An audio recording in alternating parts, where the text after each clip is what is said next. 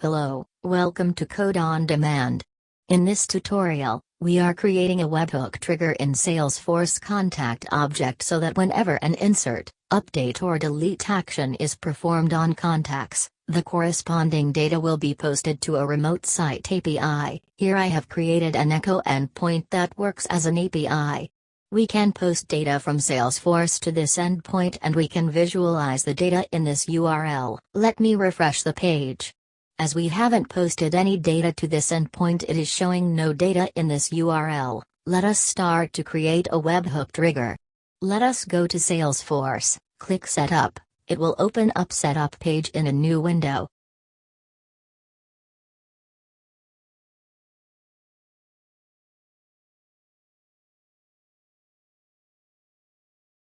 On the quick find box, type Apex Trigger and select Apex Trigger from the result.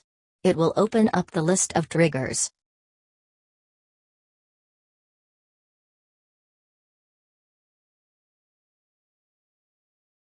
To create a new trigger, click on the Developer Console button, and it will open up a new window like this. Go to File, and select Apex Trigger and give a name for the trigger. Here I am giving the name PrintContacts and then select the S object. In our case, I am selecting the Contact Object. Then click on Submit.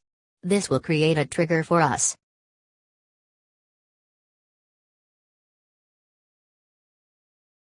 For the interest of time, I have already typed the webhook trigger code. This trigger will fire whenever an insert, update or delete action is performed on Contact Object. This is the URL endpoint where we are posting the data. The content variable contains both old and new values of the triggered data in the JSON format. And the Webhook.callout method will post the triggered data to the URL endpoints that we are specified in the trigger. I will add this code in the description of the video.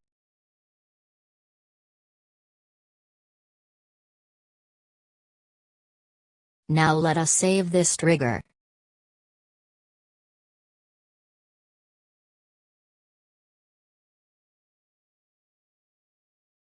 Refresh the page and see if the trigger is saved or not.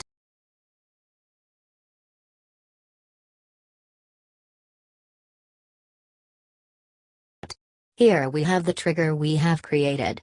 Clicking on the trigger will open up the trigger.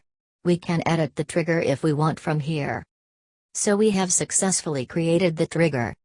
The next step is to register the API endpoint in the remote site settings window of Salesforce. As we are posting data from Salesforce to an external site, we need to register the site in Salesforce. Otherwise, Salesforce will throw an exception.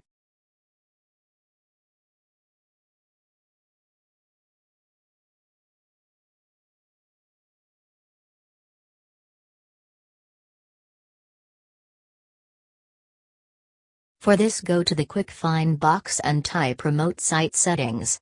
And select the item from the result. It will open up the list of remote sites we have registered so far.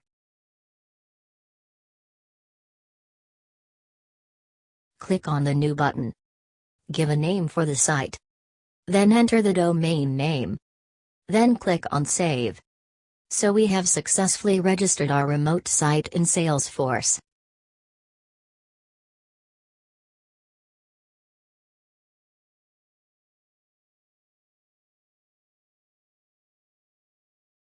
Now let us create a new contact in Salesforce. Click on the New button.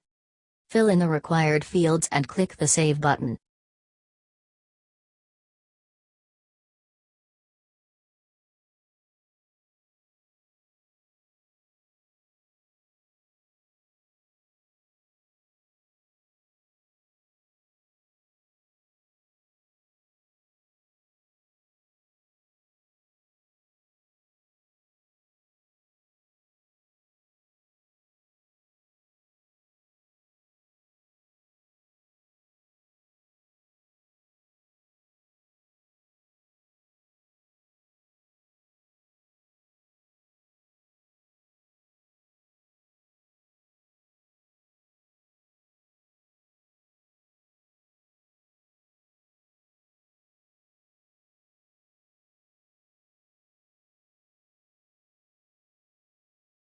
Now we have created a contact in Salesforce. Let us open our remote endpoint and refresh the page.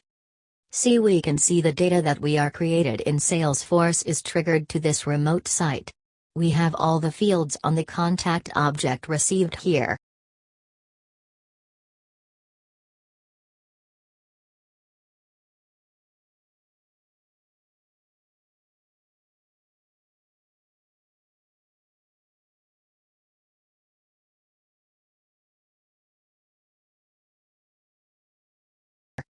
Now let us edit the contact to check whether the after update trigger is working. Let me change the first name from Adam to Adam1 and save the changes. Update successful. Now let us refresh the page again. See, we get the updated data here. The new data is available under the News section. And the previous data is available under the Old section.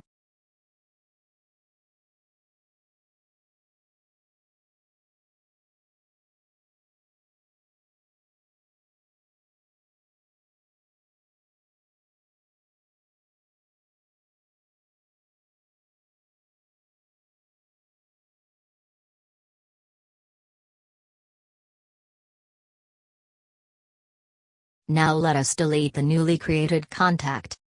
The data is deleted from Salesforce. Now let us refresh the echo URL again. See, the data has changed. In the News section, we have an empty object, which means data is deleted. And in the Old section of the response, we have the data that was deleted. And that's it in this video. Please like, share, and subscribe the video. If you have any queries regarding this video, please put it in the comments section of the video. Thank you for watching. Have a great day.